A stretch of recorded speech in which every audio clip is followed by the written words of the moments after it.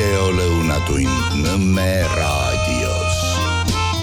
Tere, ma ei oska seda nii küll reipalt teha, nagu teeb seda tavaliselt Margus Leppa, aga Margusest nii palju, et tal on ikkagi kolmiknärvi neuralgia ja suur valu.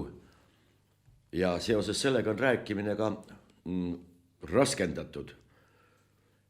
Ja soovime talle loomulikult kõige paremat ja tervist ja ehk ikkagi kuidagi midagi paraneb. Ehkki ta on maadelnud sellega juba pikemat aega. Noh, lootus on see, mis pidi viimasena ära surema. Igal juhul tervenemist, paranemist ja kõige paremat. Ja olge tänatud, ta on mulle jätnud siia väikse teate ka maha. Läheb meelest ära ja näeb väga ebaviisaks välja. Tänu kõikidele toetajatele ja tänu teile ongi veel see saade üldse põhimõtteliselt võimalik ja tuleb teieni sellisel kujul, nagu ta tuleb. Veel kord Margusele siinkohal tervist. Ja kui kõik läheb kenasti, siis tuleme vana saate formaadi juurde kunagi veel tagasi ka päris kindlasti. Ma isiklikult küll loodan, et see niimoodi läheb. No kaua see haigus teda ikkagi kiusab. Aga mis teha? Olgu pealegi, aga meie läheme oma päevakohase kavaga edasi.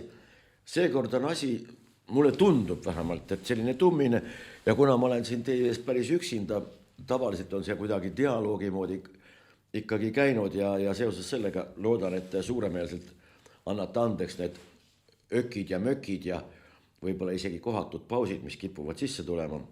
See on kõik harjumatusest asju üksinda ajada. Noh, seltskonnaga ikka tavaliselt parem. Aga olgu, loodame, et kannatate ära ja annate eksimused ka andeks. Nüüd kõigepealt vaelus üks artikkel tähelepanu. Jäi kuidagi kõlama ja nimelt üks Narva läinud õpetaja oli kole mures selle üle, et mis seal välja tuli. Tegelikult tuli välja see, et kohalikud õpilased üldse tegelikult eesti keelt ei oska ja vaatamata kõik võimalikele tohututele ja pikkadele emotsioonidest kantud edulugudele, mida on võimalik olnud ikkagi ajakirjandusest lugeda ja kuulda ja ka näha, siis tuleb välja, et lood pärit sellised ei olegi. Nüüd, kas me siis ütleme, et kuidas see siis ikkagi niimoodi on, et tegelikkus on üks, ajakirjanduses meile esitatu on hoopis midagi teine ja tavaliselt see meile esitatu tuleb ikka mine ametniku suu või siis, sule läbi muidugi ei tule, aga käe läbi küll võib-olla. Või laseb ta selle teksti äkki hoopiski kellelgi trükkida, sellepärast et mõningate ametnike puhul jääb küll mulje, vähemalt otseteksti kuulates, et see, mis kirjutatud on, ei ole küll tema enda kirjutatud, palkaks vähemalt siis korralikult kirjutajad. Nii et siis üks asi on, mis tegelikkus on, teine asi on see, mida meile pakutakse. Ja selle kohta selle juurde tuleme natuke hiljem tagasi ka, aga olgu, lähme siit riburada pidi edasi. Nüüd otse ja keerutamata öeldi sel nädalal välja, et tegelikult Podoljak oli see nimi, kõrge Ukraina ametnik ütles välja, et korruptsioon, see on ju täiesti tavaline asi ja see käib demokraatlikul ajal paratamatult igasuguse riigikorraga kaasas. Nii et mingisugust sellisel juhul pole ju mõtet hakata mingi korruptsiooniga võitlema, igasugused korruptsioonikomisjonid ja need tuleksid üldse ära likvideerida tänu sellele, et korruptsioon on midagi taolist, mis eksisteerib iseenesest mõistetavalt, on seoses sellega täiesti talutav, sallitav ja nii-öelda loomulik asi.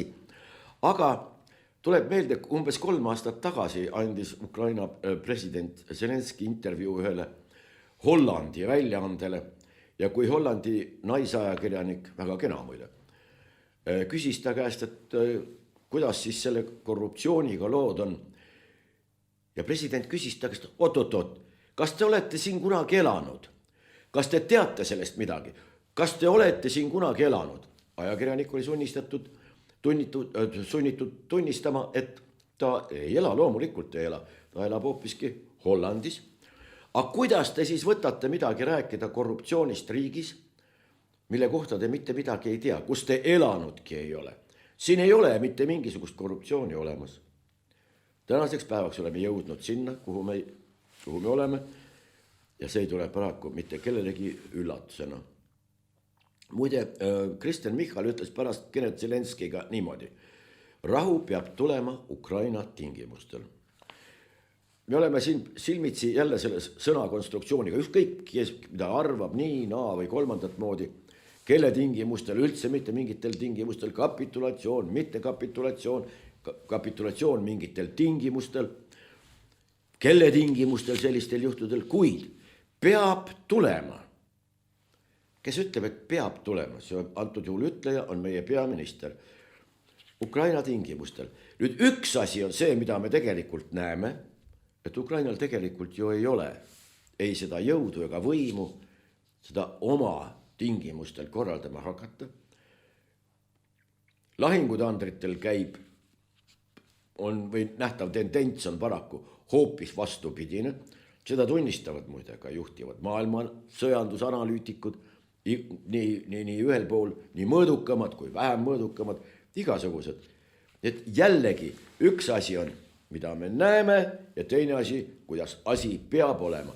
Ja kas me siis peame lähtuma siis huvitaval kombel sellest, mis on tegelikult olemas, või see, mis peab olema ja millest me võiksime siis, aga võib-olla ka peame lähtuma. Ei tea. Teie otsustada, kallid kuulajad, vaatajad, ja võtame siit edasi. Nüüd Ukraina lipu rüvetaja läheb tingimisi vangi. Pärnu Postimehest võis lugeda ja seal oli tegemist mingisuguse kas narkomaani või muidu päris sassis inimesega, kes võttis Pärnu linnavalitsuse hoone küljes olnud Ukraina lipu maha, trampis sellel peal, saatis veel kellelegi mingisuguseid ähvarduskirju ja nõudis lisadoosi, no ja nii edasi. Ta läheb tingimisi vangi ja öeldakse niimoodi, et välisriigi lipu rüvetamise eest määratakse rahaline karistus või kuni aastapikkune vangistus. Viimasel ajal kõndinud õige mitu korda Pikalt tänavalt läbi ja seal on teadupärast Vene saatkond, mille ümber on selline barjäär ja seal barjääri küljes on kõik võimalikke loosungeid ja lippe ja siis keegi on kinnitanud sinna mingisuguseid oma arusaamisi asjast ja tegemist on siis protestiaktsiooniga Vene tegevuse vastu, Ukraina vastu. Sõda käib juba 4. aasta. Hea küll, see on nüüd maitse asi, kas selline asi sinna vanalinna sobib või ei sobi. On kellelgi mingisugused arvamused selle kohta niisugused naasuksed, jätame selle antud juhul kõrvale. Aga muude asjade hulgas on seal ka üles riputatud Eesti Vabariigi riigilipp, mille külge on kinnitatud naiste, kord kuus ette tulevate füsioloogiliste eripärade produktidega niisutatud lapid või kaltsud. Ja ma olen küsinud seal õige mitmel korral ka seal kohal olevate patrullide käest, aru saada tegelikult, et Eestil on kohustus välisriigi diplomaatilisi esindusi kaitsta, et keegi nende kallal ei vandaalitseks. Ja ma olen küsinud, et kas see ei häiri kedagi, et võt, siin on Eesti lipp ja mille külge on kinnitatud siis need menstruatsioonilapid. Ühel korral oli tegemist Vene naispolitseinikega, kes ei saanud paraku isegi küsimusest aru ja nad ütlesid, et no see on protesti moodi. No protesti moodi küll, aga ja siis teised politseinikud on öelnud, et kui teid see häirib, tehke avaldus, palun.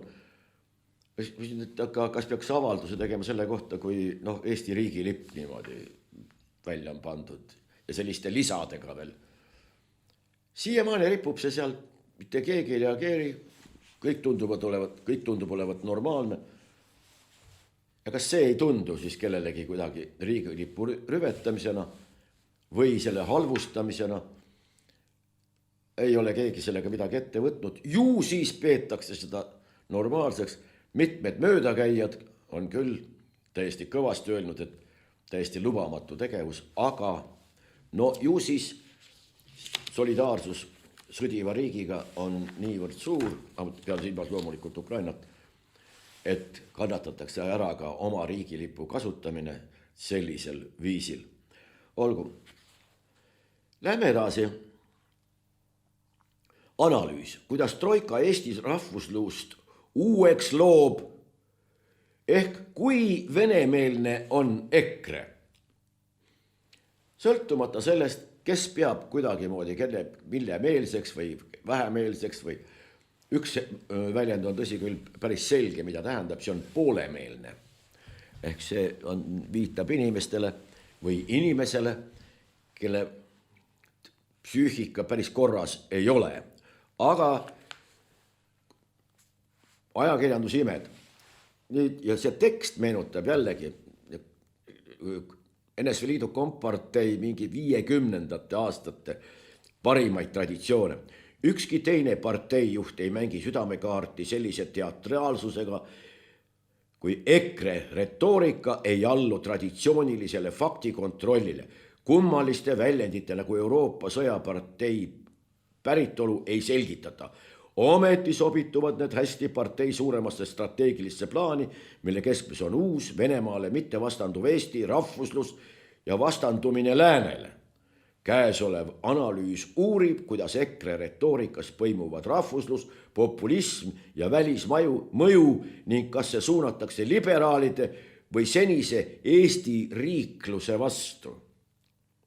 Siin on võetud mingisuguseid suvalisi väljendeid, sõltumata sellest, kas tegemist on EKRE, Keskerakonna, Reformierakonna, ükskõik millega. Jutt on sellest stiilist, mida on antud juhul rakendatud ja see jätab küll sellise mulje, et kui me siin poolemeelsusest rääkisime, et see autor kipub ka paraku sinna poole, sellepärast, et ei ole võimalik. Ja see lugu pretendeerib ise analüüsile. Kui venemeelne on EKRE? No kui venemeelne või kui rootsimeelne on keegi või tähendab, mis on see mõõttühik, kui meelne keegi midagi kuskil on või näib olevat. Täiesti mõttetu küsimus. Minu meelest on ta ikka väga venemeelne. Teine, Margus Lepa ütleks, ei ole minu meelest üldse venemeelne. Kolmas ütleb, et oi, ta on ikka hoopis näiteks senegalimeelne. Kolmas ütleb, neljas ütleb, teda üldse ei huvita. Viies ütleb, minge te kõik ka siin. Tähendab, need sellised kirjutised või niinimetatud analüüsid, kusjuures analüüsile ei viita siin mitte ükski asi, mitte ükski. Analüüsile, tähendab, kui keegi kasutab kuskil sõna analüüs või analüüsi kui meetodit, siis teine inimene, kasutades sama metoodikat, peaks jõudma täpselt samasugustele tulemustele. Aga siin ei ole ju, ei metoodikat, ei mitte midagi. Peale selle, et kellelegi on püütud jälle mingisugune märk külge panna. Kas õigustatult või mitte õigustatult, see on teine asi. Aga seda sõnamulinat kohtame üha rohkem ja rohkem. Mul on suhteliselt sporaadilises järjekorras see kõik praegu ette kantud, aga olgu. Kirjastus Pilgrim. Trükivärskes raamatus Prantsuse stiili ikoonid on juttu 4 prantslannast, kelle nimed on ikoonide punasesse raamatusse kirjutatud kuldsete tähtedega. Coco Chanel, nõus. Brigitte Bardot, nõus. Catherine Deneuve, täiesti nõus. Ja siis Brigitte Macron, millega on paistnud silma Brigitte Macron. Esimesena, mis meelde tuleb, on kõrvakiil oma abikaasale lennukitrepil või lennukis WC-s olla. Aga teine, mis on veel naljakam, pärast seda, kui Notre Dame'i katedraal peaaegu et maha põles ja torn ka ümber kukkus, ära põles. Siis pärast seda puhkes isegi mingisugune täiesti niisugune arvestatavate inimeste puhul ja kestel vaidlus selle kohta, et äkki peaks midagi modernsemat selle torni asemel püsti panema. Ja siis väidetavalt on see Brigitte Macroni enda idee, vähemalt avalikult on ta seda toetanud, et see modernsus võiks välja näha selline. Notre Dame'i katedraali torni asemel võiks püsti panna fallose, erekteeritud fallose, mille all osas oleks 2 kuldset muna. No hea, huvitav idee iseenesest ideena, aga õnneks see niimoodi ei läinud ja see oli esimene, mis Brigitte Macroni puhul mul meelde tuli ja mis tast on siis ikooni teinud kõrvuti Coco Chanel'i, Brigitte Bardot või Catherine Deneuve'iga. Ei tea, aga see on võib-olla lihtsalt maitse asi. Juhtkiri reeglitega peab elektritõukse toetama, mitte piirama. Kuidas on võimalik elektritõukse piirata? Ma kujutan ette, et elektritõukside kasutamist on võimalik piirata, seda kasutusala on võimalik laiendada, seda kasutusala on võimalik reeglitega kas laiendada, piirata, kohandada, no või teha veel midagi sellega, aga mismoodi hakatakse elektritõukse piirama, võt sedamoodi, võt sellest küll aru ei saa. Võib-olla kujutatakse ette, et juba lähitulevikus kulgevad nad mingisuguse AI toel täiesti iseseisvalt, ajavad iseseisvalt oma mingisuguseid tõuksi asju ja ei ole enam inimesest üldse sõltuvat ja vastuvalt ei ole ka inimene enam neist üldse sõltuv. Ei tea, no nende jaburdustega või vähemalt nende tekstiliste jaburdustega ma kujutan ette, et ega limiiti ei ole või mingisuguseid piire, võib minna kaugemale veel. Minister Terras on öelnud, me ei saa allutada Eesti inimeste liikumisvabadust kellegi kasumi arvestusele. Elron jääb riigile. Me ei saa allutada inimeste liikumisvabadust kellegi kasumi arvestusele. Seda on ju kogu aeg tehtud. Kui räägitakse kas ühistranspordist, näiteks Tallinna tingimustes, Eesti tingimustes, kui arutatakse mingit bussiliiklust või bussiliikluse sõiduplaane või veel midagi. Ja nüüd ta jätkab. Ettepanek anda Elroni töö erafirmale kõlab paberil ahvatlevalt. Konkurents on ju hea ja riik on ajalooliselt peremees, eks? Riik on ajalooliselt peremees ja halb peremees, sellega annab minister Terras hinnanguga oma senisele tegevusele, mis on igati objektiivne ja me tunnustame vähemalt teda selle eest, et ta saab aru, et tema töö ei ole siiamaani vilju kandnud. Nii et selles mõttes tuleb minister Terrasele au anda selle ausa ülestunnistuse puhul. Ta ütleb veel, et raudtee puhul on see paraku ohtlikult lihtsustatud ja Eestile kallis mõtlemine. Tähendab, kui keegi millegi üle arutleb ja igasugune mõtlemine on Eestile kallis. Loomulikult, milleks mõelda, seda enam võib-olla tegeleks millegiga, mis on jõukohasem. Aga olgu, siin ei ole mingisugust kiibitsemist või irooniat, see on täiesti otse öeldud. Tööandjad valitsusele, kuhu kuulub muide sama eelpool nimetatud Terras. Mõjuanalüüsideta kliimaseadusest tuleb loobuda. Siin lauses on tegelikult ära öeldud üks ja väga oluline viga, mida on siiamaani kogu aeg tehtud. Neid seadusi on vastu võetud, neid seadusi on tehtud mõjuanalüüsideta ehk ei ole arvestatud sellega, mida üks või teine seadus kaasa toob lähitulevikus, hilisemas tulevikus, millised on mõjud latentsed, mida kohe näha ei ole, mis avalduvad kohe, mida on kohe näha ja mis avalduvad hoopis, ei tea millal, hoopis võib-olla kunagi kaugem. Siiamaani on tehtud neid mõjuanalüüsideta, sellepärast, et muidu ei oleks tööandjad valitsusele öelnud, nii, kordan veel kord, mõjuanalüüsideta kliimaseadusest tuleb loobuda. Aga see tähendab veel ka seda, et kliimaministeeriumis, kus on sadu ja sadu töötajaid, tegeldakse mingisuguste seaduste väljatöötamisega, nende juurutamisega ja ollakse pahaseid, kui keegi neile midagi ütleb, kus keegi ei olegi suuteline koostama mingisuguseid mõjuanalüüse, mida see kõik kaasa toob. Aga selline tegevus on, mitte enam isegi diletantide, vaid suisa profaanide tegevus. Kuidas sellised profaanid on sinna ministeeriumisse selliste ametikohtadele saanud, see on küsimus juhtkonnale. Kertu Jänes ütleb meile, samasoolistele paaridele võiks laste saamise lihtsamaks teha. Tähendab, siiamaani on tõesti samasoolistel paaridel laste saamine sama hea kui võimatu.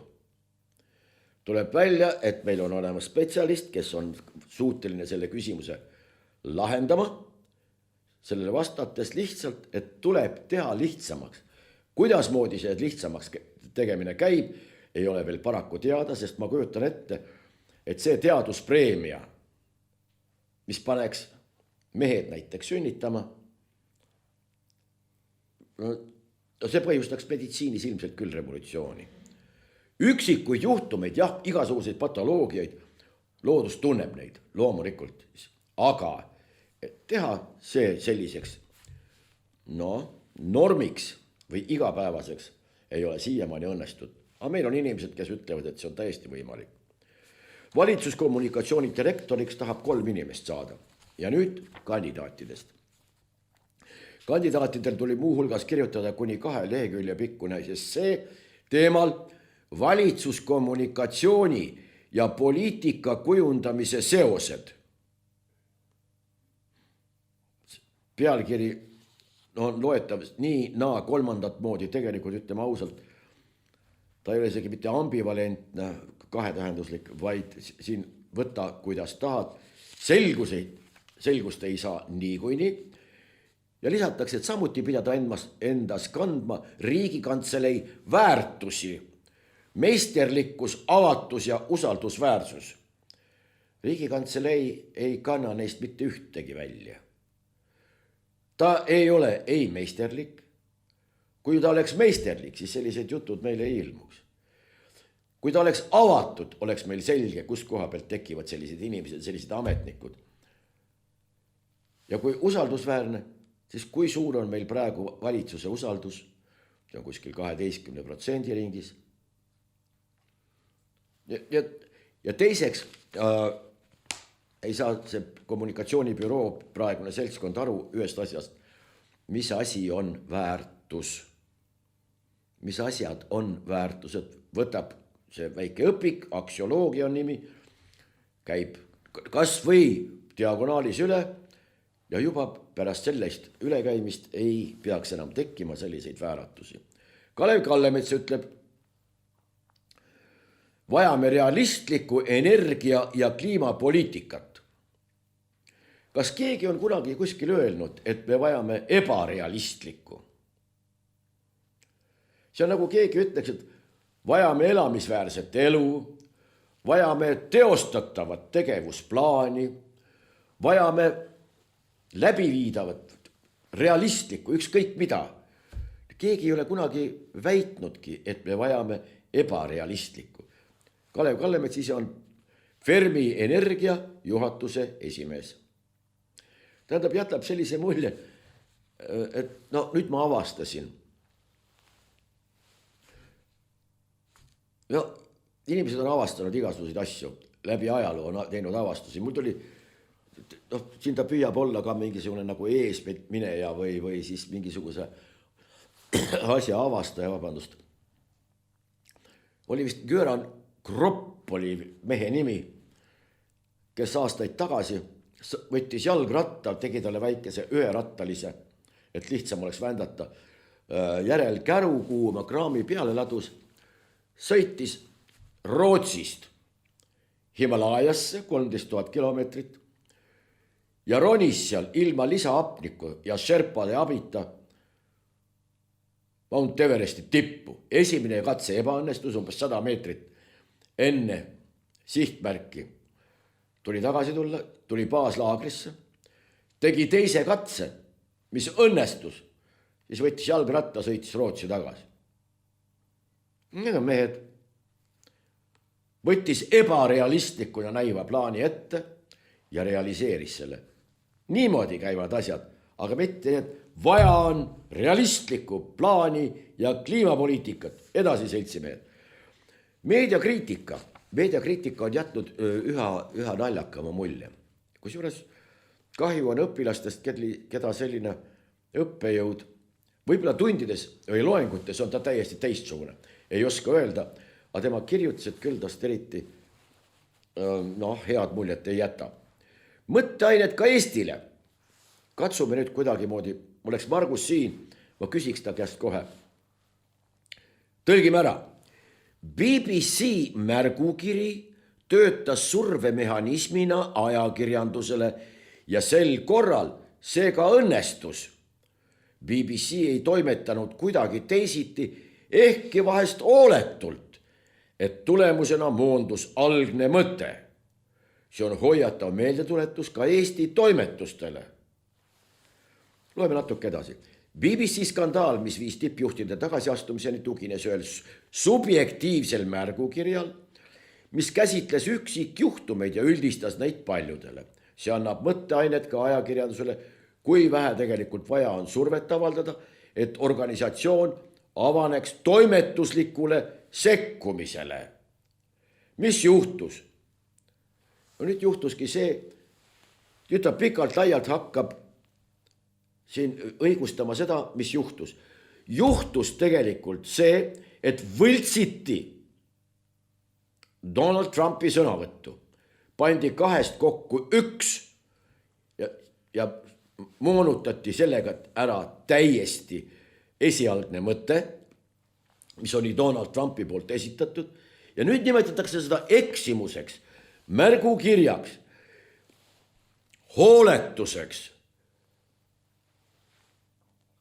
kallutatus, erinevate teemade kajastamisel. Tähendab, kõik maetakse mingisugusesse sõnavahtu, mingisuguse sõna otseses mõttes mölasse. Maetakse see, et tegelikult võltsiti kõige otsesemalt inimese sõnavõttu ja seati loomulikult kahtluse alla, niigi kahtluse all olev BBC kui ringhäälingu institutsiooni tõsiseltvõetavus. Tuletame siinkohal meelde, BBC ei ole mitte mingisugune eraorganisatsioon. Ta on British Broadcasting Corporation ehk siis Briti ametlik riiklik uudistekanal, mis ajab riiklikku poliitikat. Ja täiesti õigus on Donald Trumpil, kes lubas 5 miljardit välja nõuda, millest esialgu BBC on keeldunud. Aga nüüd, kuidasmoodi meile seda esitatakse ja seda teeb meedia õppejõud. Ja nimetab seda eksimuseks, kallutatuseks. Ehk kui ma võtan siin praegu näiteks ükskõik, kas meie peaministri sõnavõttu või mingi muu ministri sõnavõttu või parteijuhi sõnavõttu, monteerin erinevatest sõnavõttudest kokku midagi, mis on täiesti lahus reaalsusest, mida ta tegelikult öelnud ei ole. Selle põhjal võib seda nimetada lihtsalt eksimuseks. Ja seda räägib meile meedia uurija ja mis kõige hullem õppejõud ka veel takka järgi. Aga hoiu.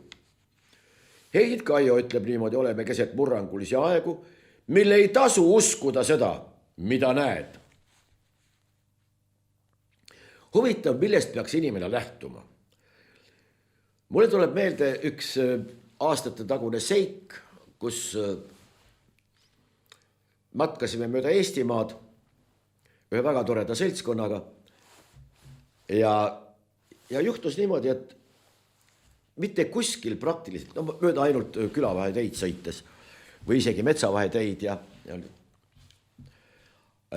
ei olnud näha inimesi. Oli seeneaeg, inimesi ei olnud seenel, isegi metsavargaid ei olnud.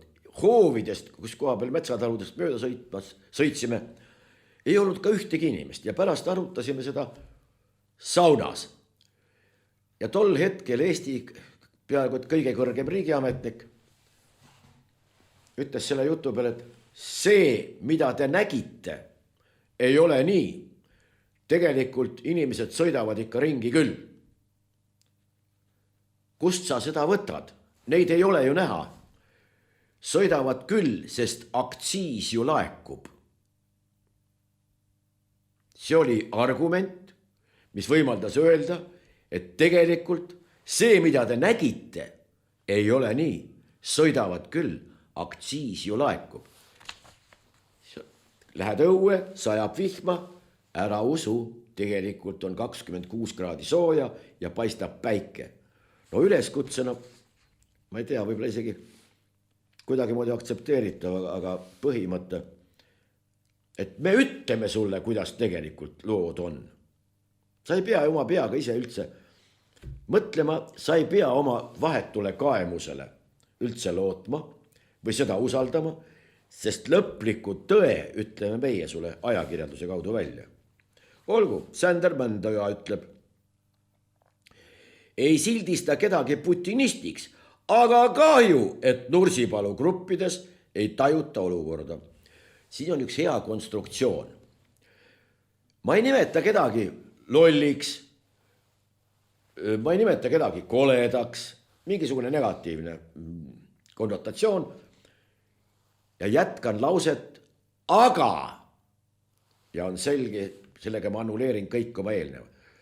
Meenub see samane kas või Viimse reliikia film. Ja. Aga te mõelge. Järgmisel hetkel avanes luuk ja Ivo Schenkerberg kukkus auku. No see ei olnud päris auk, see oli selline luuk, mis oligi selleks ette nähtud, et inimesed, kes peavad natuke järele mõtlema, sinna peavad kukkuma. Aga see ongi, see kõik on ju väga ilus, aga ja sa sead kõik eelpool öeldu kahtluse alla. Selles mõttes on väga hea konstruktsioon. Ei sildista kedagi putinistiks, aga samas sa selle agaga ütled, aga tegelikult nad seda ju ongi. Rein Veidemann on pannud ERR-i talumatusse olukorda. Ta peaks tagasi astuma. Rein Veidemann on pannud ERR-i talumatusse olukorda. Rein Veidemann ei ole pannud ERR-i mitte mingisse olukorda. Absoluutselt. Ta ütles välja oma arusaamise asjade kohta. Isade päeval sellist asja näidata. Kui talle see ei sobi muide väga paljudele, see ei sobi enamusele Eesti inimestest.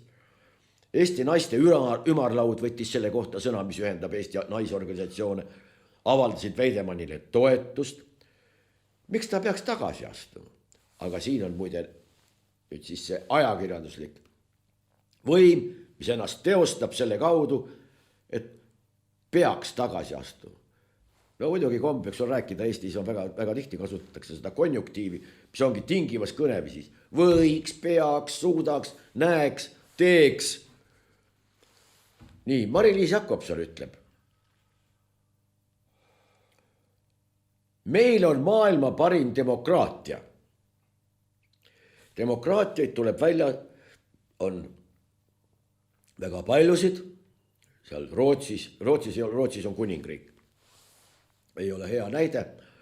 Aga näiteks Tšehhis või Slovakkias või no mis veel siin on meil ümbruskonnas? Lätis või Leedus või Poolas või. Meil on parim. Millega seda võrreldud on ja kuidas moodi, mis ühikutes seda võrreldakse. Tõesti arusaamatu. Mari-Liis Jakobson, Tallinna Ülikooli võrdleva poliitiku professor jätkab. 20. novembril arutatakse Riigikogus Eesti kodanikuühiskonna arengut olulise tähtsusega riikliku küsimusena. Tallinna Ülikooli võrdleva poliitika professor Mari-Liis Jakobson leiab, et kui 2002. aastal vastu võetud Eesti kodanikuühiskonna arengu kontseptsiooni uuendama asuda, peaks see hõlmama suuremat tuge demokraatia alusväärtustele. Kusjuures ütlemata on see, et mis asi on demokraatia alusväärtus. Kui nüüd, millal räägiti viimati sellisest asjast, nagu on vahetatavus või vahelduvus? Klassikalise demokraatia üks põhiprintsiip, alusprintsiipidest ongi vahelduvus. Istusid oma aja Riigikogus ära ja nüüd annad ruumi teistele. See peab vahelduma, see vahelduvuse printsiip mis meil on tendents vastupidine, see, kes kord seal juba on, see on. Aga seda räägivad professorid, sellist juttu räägivad inimesed, kes õpetavad, antud juhul Tallinna Ülikoolis, teisi. Kusjuures, kui sellel tudengil ongi mingisugune teine arusaam asjadest, siis eksamile läheb ta ju peab ta rääkima seda juttu. Ehkki Anu Realo akadeemik ütleb hiljaaegu, et igal ühel on õigus oma arvamusele. Mis on ka täielik jaburdus, sellepärast kui teaduses on igal ühel õigus oma arvamusele, siis see ei ole enam teadus. See on mokalaat paremal juhul. Ajal, mil üleilmsete trendide iseloomustamiseks räägitakse üha enam demokraatia vähikäigust ja autokraatia ajastust, paistab demokraatia tervis Eestis olevat võrdlemisi hea. Eesti demokraatia tervis paistab olevat võrdlemisi hea. See on geniaalne lause. Ta nagu ütleb kõike ja samas ei ütle mitte midagi. Kuidas selle demokraatiaga meil on? Laura Glaase, kes on Justiitsministeeriumi vanglate osakonna õigustalituse juht, ütleb niimoodi. Inimõiguste kohtu otsus ei loe. Eesti vanglatesse sigaretid ei naase. Olgu selle sigaretiga, kuidas on. Inimõiguste kohtu otsus ei loe.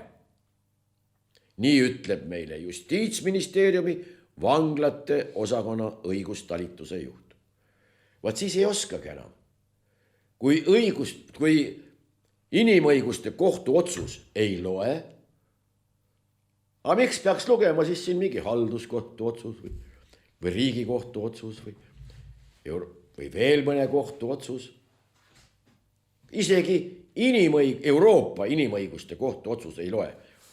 Me oleme nagu alla kirjutanud igasugustele konventsioonidele, tähendab, see allkiri seal ei tähenda mitte midagi.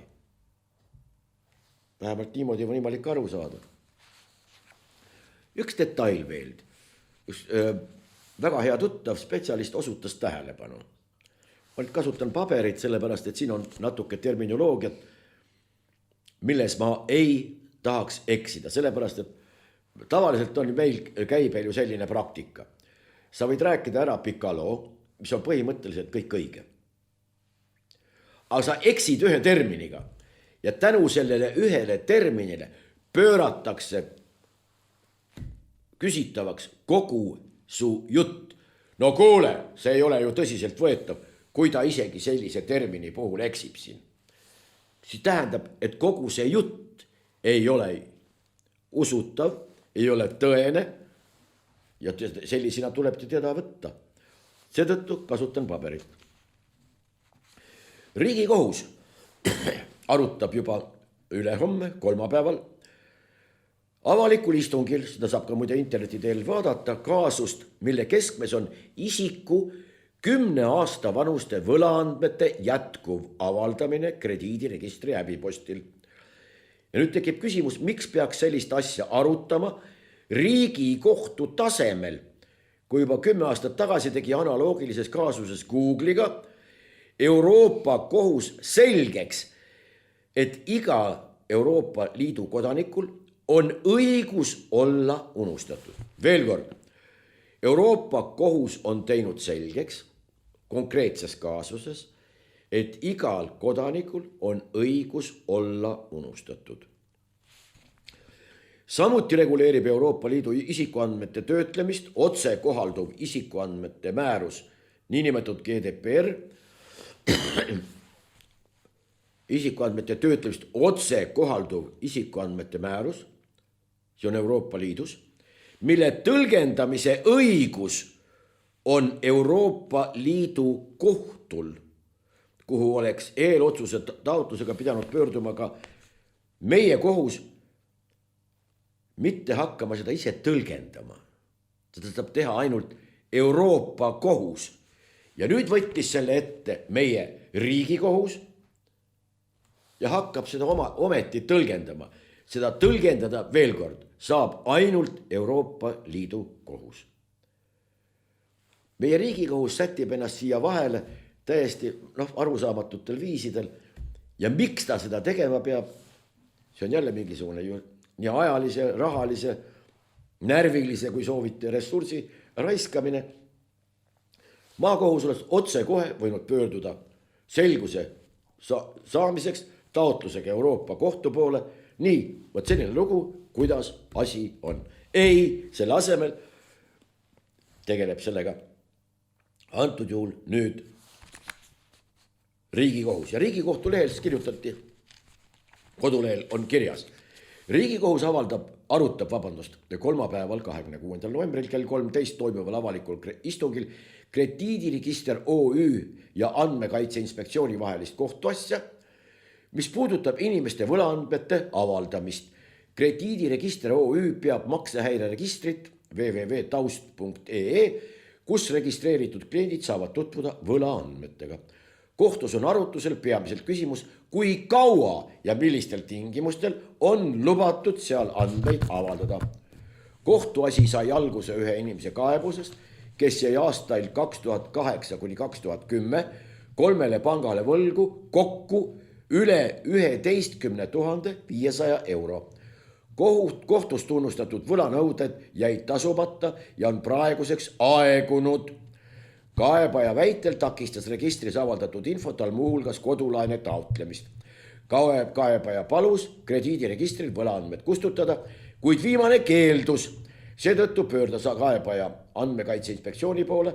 Inspektsioon nõustus, et kaebaja õigusi on rikutud ja tegi krediidiregistrile ettekirjutuse andmete kustutamiseks. Eestis reguleerivad võlaandmete avaldamise isikuandmete kaitse seadus ja Euroopa Liidu isikuandmete kaitses üldmäärus. Info avaldamine on lubatud inimese maksukäitumise ja usaldusväärsuse hindamiseks, aga sama tema enda kaitseks üle jõu käivate kohustuste võtmise eest. Samas ei tohi võlaandmete avaldamine inimese õiguse ülemäära kahjustada ning kui ta esitab avaldamisele vastuväite, tuleb maksuhäirete avaldajal sellest vajalikkust uuesti hinnata. Istungit saab jälgida. See tähendab, meil tegeldakse asjaga, mille kohta Euroopa kohus on juba oma kaasuses lahendi andnud. Kui ta on seda teinud, võinuks ka maakohus otsekohe pöörduda Euroopa kohtu poole, aga ei.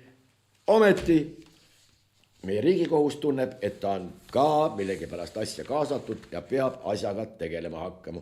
Nii et selline lugu. Demokraatia. Üks ütleb, et inimõiguste kohtuotsus ei loe. Siin järgmine on nüüd Euroopa kohtu. Mis me sellega tegeleme? Me ise ütleme, mis meile meeldib või meile ei meeldi. Selline mulje jääb. Vabandust. USA ja Venemaa salaleppe, kas Eestil on põhjust olla murelik? Siin on arusaamatu nüüd Eestil põhjust olla murelik. Kas Eestil on ka mingisugune oma lehm ojas? Kas Eestil on ka mingisugune maalapp kuskilt saada või mingisugune kaevandus juba kokku lepitud, mis Eesti omaks saab? Või milles see asi on? Täiesti kummaline, sellepärast, et oleme nüüd päris ausalt Eestil. Soomlane ütleks, et tästä ei mitään heru. Et sealt ei pudene Eestile küll mitte midagi. Sellest võib täiesti kindel olla. Ehkki inglased näiteks on teinud Ukrainaga 100-aastase lepingu koostöö kohta, mis hõlmab ja mis tähendab tegelikult mitmete kaevanduste üleandmist brittidele, pluss maavaldustest rääkimata. Venelased on need alad juba tänaseks päevaks vallutanud. Ameeriklased kujutavad ette, võib-olla saavadki, teevad mingisuguse diili, et saavad need hoopis endale. Nii et küsimusi on kui palju, aga Eestit nendesse asjadesse selles mõttes segada, et nagu meil ka mingisugune huvi oleks, on ilmselt küll. Kantsler märkis, et sama eesmärki jagavad ka ukrainlased. Mul on ausalt öeldes raske ette kujutada, kuidas võiksid ukrainlased leppida millegi muuga. Küsimus on selleks, kuidas selle õiglase rahuni jõuda. Mulle meeldis, ma juhtusin kuulama laupäeval Rahvateenrid on vist selle saate nime Rahvusringhäälingus, kus saatejuhid olid täiesti pöördesse läinud selle üle, et ei tohi, Ukraina ei tohi leppida mitte mingisuguste lepingutega ja kõik. Ja siis üks saatejuhtidest oli see, kes ütles, teate, siit eemalt on väga hea kraaksuda ja kriisata ühtepidi või teistpidi. Annaks ikkagi asjaosalistel endal vaadata, mis neile kas kasulik või kahjulik on, kas leppida või mitte leppida ja vastavalt ka talitada. Ja jääbki mulje, tihtipeale meie kõikvõimalikke juhtkirju lugedes, et Eesti on see, kellest kõik tegelikult oleneb. Meie ütlesime, see Šveikis juba 2 tentsikut, kes öösel ennast täis jõid, hakkasid ühtäkki arutama. Ja siis ma ütlesin oma kindralile, et nüüd võiks sõjaga pihta hakata. Täpselt samasugune targutamine, aga olgu maitse asi. Ja nüüd minu lembikteema, Eesti teadus. Doktoritöö.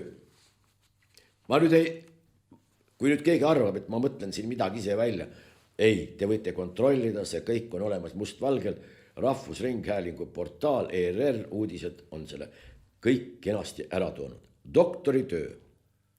Motiveeritud õpilane märkab argielu matemaatikat. Motiveeritud. No jah. Arvutamist ja arvude tajumist näheb inimestel argielus alatasa vaja, ilma et ise seda märkakski. Näiteks võib see aidata koristades hoomata, kuhu asju juurde panna ja kuhu mitte. Tallinna Ülikoolis kaitstev doktoritöö osutab, et matemaatikast väga motiveeritud noored näevad arvulisi seoseid ilma, et neid selleks keegi juhendaks. Näiteks võib inimene kodus sektsioonkappi vaadates öelda, et üks riiul on poole rohkem täis kui teine või et ühes on palju ja teises on vähe asju. Doktoritöö. Inimene vaatab riiuleid ja saab aru, ainult kui ta on motiveeritud. Ainult see võimaldab tal aru saada, et ühes riiulis on asju ja teises ei ole asju või et ühes riiulis on vähe asju ja teises on palju asju. Kui ta on matemaatikast motiveeritud, ma ei tea, mis see termin tähendab, siis sõidab ta parklasse ja vaatab, et seal on rohkem kohti vabu kui seal ja läheb tänu sellele, et ta on matemaatikast motiveeritud sinna poole, kus on rohkem parkimiseks veel vabu kohti. Hämmastav doktoritöö. Järgmine, keeleteadlane. Valame aga muudkui tärpentiini sellele veritsevale hemoroidikesele juurde. Keeleteadlane ütleb niimoodi. Mulgikeele õpikule võib Aafrikast inspiratsiooni saada. Selle koostöö juures pole vahet. Kas uurime mõnd pisikest indiaani keelt, Eestis mõnd väiksemalt kohalikku keelt või Maroko tamasikti keelt. Kõigepealt, Eestis mõnd väiksemat kohalikku keelt. Eestis on eesti keel, murded ja murrakud. Tõsi küll, vaidlused ei ole oma lõplikku lahendused saanud, mis on kestinud sajandeid, kas võrokeste keel on omaette keel või ei ole. Samad on vaieldud ka 30. eelmise sajandi 30. Kas näiteks seto keelel on mingisugust ambitsiooni või võimet olla käsitletud või saada käsitletud omaette keelena või mitte. Eestis on murrakud ja murded, mitte väiksemad kohalikud keeled. Kui keeleteadlane võiks sellest juba olla aru saanud, aga tundub, et käib üle jõu. Ja nüüd veel selle sama asja kohta. Meil kõigil on väga palju ühist, aga me ei ole siiani kokku saanud, intonatsioon oli vale. Meil kõigil on väga palju ühist, aga me ei ole siiani kokku saanud. juttu on siis lingvistidest üle maailma. Muidugi konverentsil saadakse ju kokku, tihti saadki mõnel seminaril kohtudes aru, et keegi on professionaalses mõttes hingesugulane. Samas need sidemed ei jää sageli pidama, kui sul pole jätkuteemasid. Veebikoosolekud aitavad kaasa, aga sul peab olema ikkagi jätkuprojektiks rahastus. Lõpuks tuleb välja, mis kogu asja taga on, rahastus. Siin on kahjuks läinud niimoodi, et rahastus saavad tagasi just igasugused niisugused projektid, mida igasugune projektipõhises teaduses, projektipõhisuus teaduses on tegelikult vanakuradi enda teenimine. Nii kaovad ära koolkonnad, nii kaob ära järjepidevus ja palju muudki. Päris teadus muudetakse tihtipeale nende pseudoprotsesside käigus millekski, mida õige varsti nimetatakse täiesti üksmeelselt uhuu-teaduseks. Ja kõik see muu, kus riiulist matemaatikast motiveeritud inimene, noor, näeb, et üks riiul on tühi ja teine ei ole, seda hakatakse nimetama päris teaduseks. Ja võt see on karuteene tegelikule teadusele. Tendents on sinna poole, sellepärast, et niinimetatud päris teadus enam raha ei saa. Vastupidi, igasugused riiuliuurijad, nende rahastamine on olnud jätkuv ja üha paisuv. Ja lõppude lõpuks inimesed hakkavad ju tegelema sellega, millest makstakse. Isegi kui alguses on võib-olla mingisugused süümepiinad, aja jooksul need juuritakse sinust välja ja lõpus juba järgmine põlvkond võtab seda kui loomulikku ja ülejärgmine ei tea sellest tõsiteadusest enam mitte midagi. Ja selle kohta ütles üks väga hea tuttav ja minu jaoks väga suur autoriteet, ta kirjutas mu selle kohta kirja, ma palusin arvamusavaldust. Ja ma ei suuda oma sõnadega midagi nii head välja mõelda ja seetõttu loen ette. Just sellised need meie suuruurimused ja jutumärkides teadus on. Loodetavasti märkasite üht numbrit. 7224 eurot on ette nähtud per nupp või per kärts neile, kes lõpetavad ka 9. klassi 2 puudulikuga ja maksimaalselt 3 eksamil läbikukkumisega. Rohkem riiklikke eksameid ju polegi. Uuel õppeaastal kehtima hakkavad kohanemis- ja orientatsiooni aastal 7224 eurot saavad nad kõik.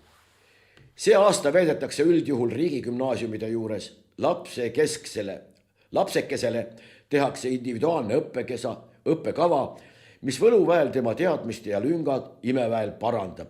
Ja sealt läheb nüüd see ära kohanenud isik otse kribinal-krabinal gümnaasiumisse ja või kutsekooli ning viibib õppimiskohustust täites veel kuskil, kuni saab 18. Keegi ei kuku välja, kedagi välja ei heideta, sest hindeid kohanemisaastal ei panda. Inimesel on kuskil lihtsalt mingi koht ja ta parandab oma seniseid lünki, laiskust ja motivatsioonipuudust ning mõnda aine ärevust, näiteks matemaatika ärevust. Kuid olgem demokraatlikud, loovad ja õnnelikud, sest pole midagi, et rumalad ja mõtlemisvõimatud sealt välja tulevad. Kindlasti on ka toitlustamine ju korraldatud. Tartu teadlased teevad veel reaalainetest ühe uduse science'i ja ülikoolid hakkavadki ida poolt tudengikandidaate rõõmsalt vastu võtma. See number 7224 on umbes minusuguse vana pedagoogi jaoks poole aasta pension. Ma ütlen välja, sest oskan ikka veel arvutada. Küll tahaks teada, kes neid õpetama hakkavad. Ei jätku ju praegugi päris õpetajaid klassi ette.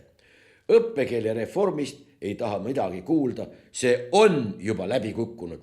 Aga peab ju ikka alati ütlema, et asi on edukas, olgem rõõmsad ja edukultus ei pea meid mitte maha jätma. Selline lugu.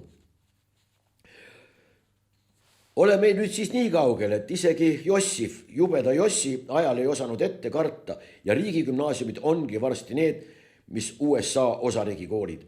Vaadake USA ülikoolide lõpetajate pilte, ei kommenteeri, lihtsalt ei ole sõnu. Rohkem ei ütlegi midagi, rõõmustan, et olen õigel ajal pensionile jõudnud. Selline siis. Ja lõpetame ühe väikese, ma ei tea, mõttekilluga, võib-olla mõtlete kaasa. Fotod. Selgusid 2025. aasta parimad raamatud. Parim Eesti autori ilukirjanduslik raamat on Kairi Loogi Tantsid tolm põrandast. Palju õnne muidugi võitjale. Häirib ainult üks. Parim raamat. Mille järgi hinnatakse parimat raamatut või mille järgi öeldakse, et üks raamat on parem kui teine raamat? Võib hinnata näiteks läbimüügi järgi. Enim müüdud raamat on see, enim raamatukogudest laenatud raamat on see või laenutatud raamat on see, teine või kolmas. Enim müüdud ma juba mainisin ja kuidagi, mida on võimalik kas hinnata või mõõta. Aga parim raamat, see kõlab nagu parim luuletus, võib-olla tuntum luuletus, enim tsiteeritud luuletus, enim avaldatud luuletus ja nii edasi. Parim laul, parim näidend, kõige populaarsem näidend, kõige enam külastatud näidend, kõige pikemalt etendatud näidi, kui ta on olnud näiteks kavas või aastaid või tont teab kui palju. See kõik on objektiivselt hinnatav kuidagi moodi. Aga parim raamat, no tulid kokku inimesed, mulle meeldis see, aga kui küsida inimese käest, mille järgi sa seda reastad, parim või mitte nii väga parim, kehvem või parem, trüki kvaliteedi järgi võib-olla või midagi. Aga kõik muu on lihtsalt meeldimise või mitte meeldimise küsimus. Aga jälle on tehtud üks konkurss, millele nimi on pandud, minu meelest maitse asi muidugi ebaõnnestunult. Kuidas saab olla üks parim teos, tema parim teos, näiteks maalikunstnik, võtame Snyders või Rembrandt van Dijk või keegi, mille järgi sa ütled, see on parim. Võib-olla suurim, võib-olla väiksem, võib-olla värvikam, või kirevaim, võib-olla obskuursem või selgem. Need on kuidagi, mille järgi oleks võimalik liigitada, aga parim või mitte parim, see on minu meelest küll enam kui subjektiivne. Aga pöidlad pihku ja meie pühasõda läheb loomulikult edasi. Veel kord tänu kõikidele toetajatele ja Margusele loomulikult tervist. Loodetavasti on ta varsti teie eest tagasi.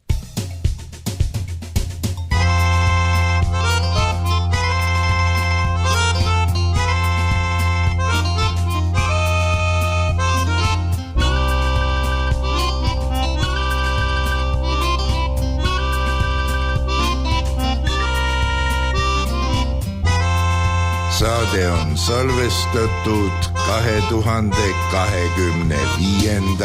aastal.